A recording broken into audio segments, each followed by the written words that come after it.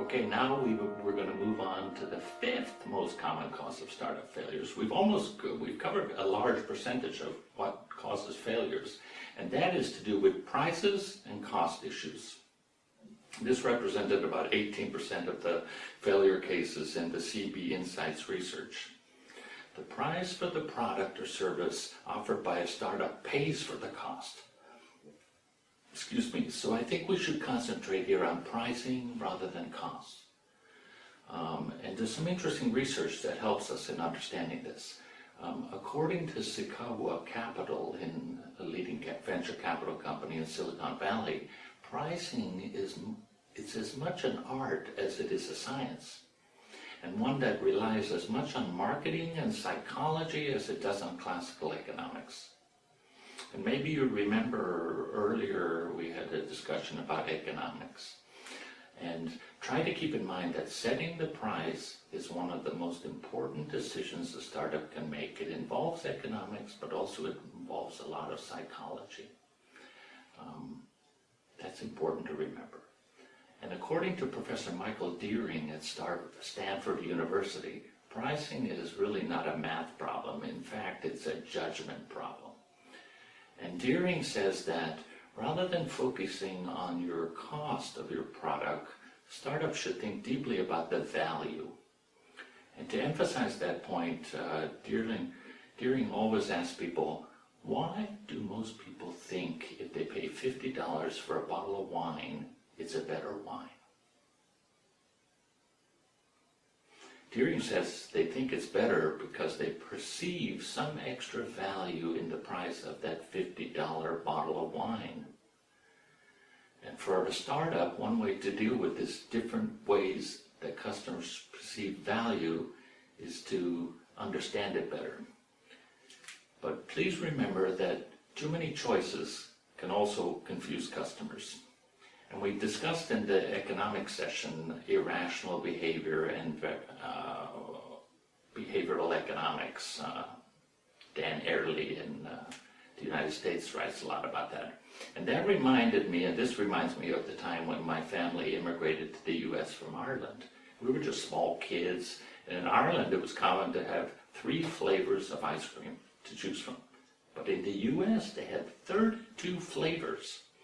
And that meant when we visited an ice cream shop in America, we could never make up our mind about which flavor to choose. And that's important to keep in mind in your startup. When you start a startup and you determine the pricing strategy, you would benefit from considering what might be going through the mind of the customer when they're making the purchasing decision, and how different price points might impact their final decision. In other words, STOPP. Think about it before pricing. So now let's go on and move to the 6th reason for failure in startups, and that was offering a poor product. Like 17% of the cases in the research we're using. And poor product is often caused by a failure to establish the right product market fit. And this is because more often than not, the first product that a startup brings to the market doesn't meet the needs of the market.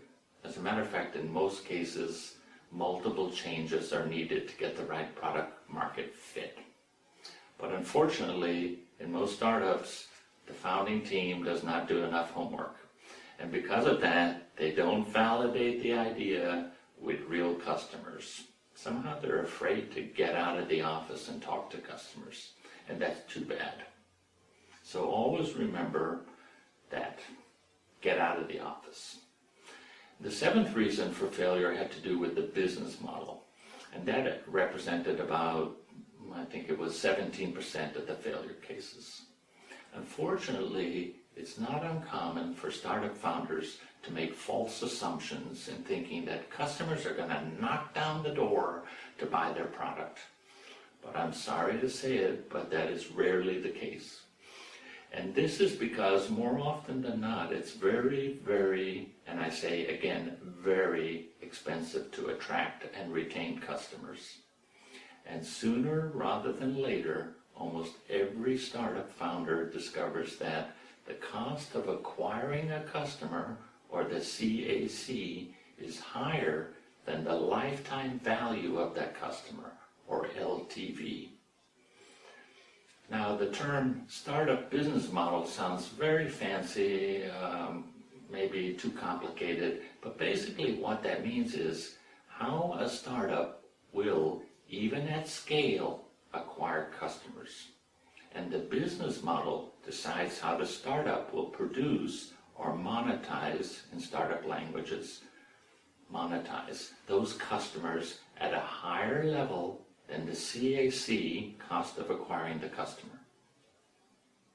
Now, under ideal conditions, the startup should be able to recover the cost of acquiring customers, or CAC, in less than 12 months. But every founder should remember, ideas are cheap, but execution is dear. That's important to remember. And what that means is that successfully executing or making it happen, the business model, is as important, if not more important, than having the right business model in the first place.